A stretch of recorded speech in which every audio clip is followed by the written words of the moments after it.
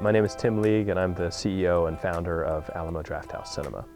There was a theater on my way to work. I was working for Shell Oil at the time as an engineer, and I just knew that I didn't want to do that anymore, so I was looking for other options. Had a for lease sign on it, and a week later I signed the lease without any real planning or forethought or skills or experience. I was young at that time. I was 23 when we opened up the first theater. I didn't have any obligations. I wasn't married. I did come to grips with worst case scenario. So I thought about the idea, what if I fail? What would I lose if it went horribly awry? And I think being comfortable with that worst case scenario, and as long as you go into it knowing you're okay if everything turns out terribly, then fine, then go ahead and do it.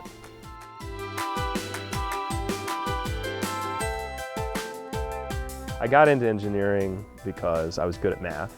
I scored well in math and science, and I actually really enjoyed that part of the curriculum without really even thinking about the ramifications of a decision you make when you're 16 could end up being the career you have for a lifetime. And I knew pretty much right away when I hired on with Shell that this wasn't going to be something I retired from. I was also a pretty avid movie fan all the way from high school all the way through college. This was what we did. It just never dawned on me that that was anything more than what you did on the weekends. And so that was the light bulb or whatever that went off when I passed the theater. It's like, I think I can do this. An entrepreneur is somebody who follows their own dreams and creates their own future from their own passions.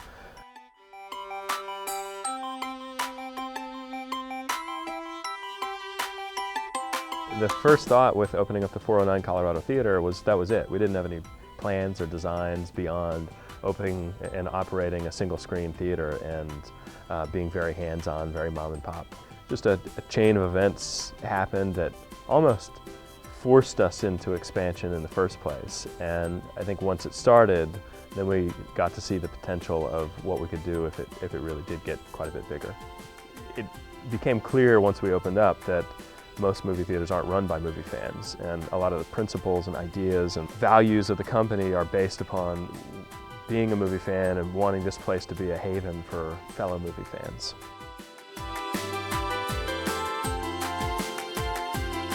I like a particular type of movies. So Fantastic Fest was built out of my own personal tastes, and these are the types of movies I love. The things that Fantastic Fest does. It's horror, science fiction, fantasy, action, just crazy movies. There was nothing like it in the United States at all, anywhere.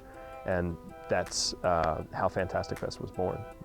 There's been doom and gloom spelled for movie theaters since the 50s. I mean, there are a lot of ways that people can watch movies now. You can watch them on your phone, you can watch them at home on a giant screen, but people inherently want to get out of the house every once in a while. And as long as we have an offering that's entertaining and we make this whole experience for people amazing, people will choose to go here as opposed to going to the skating rink or going to a bar. Some things we initiated very early on were based upon us having some level of frustration with going to the movie and say, well, if we're going to do it, we're going to do it this way. And those have remained constant since we first opened in '97. I think back to before I got into this, when I was with Shell, and that was only a couple years before I embarked on being an entrepreneur myself. It's not a casual commitment to follow sort of an entrepreneurial dream, but it's incredibly rewarding. I mean, I could never go back to working for somebody. I couldn't do it at this point. So if this somehow failed, I would have to figure something else out to do. Being a dad is the most radical shift that's happened in my adult life for sure. And I'm 42, these are our first kids, so I'm loving it. It does drastically change my schedule, and I have to make time to be there. The business was our baby for 15 years.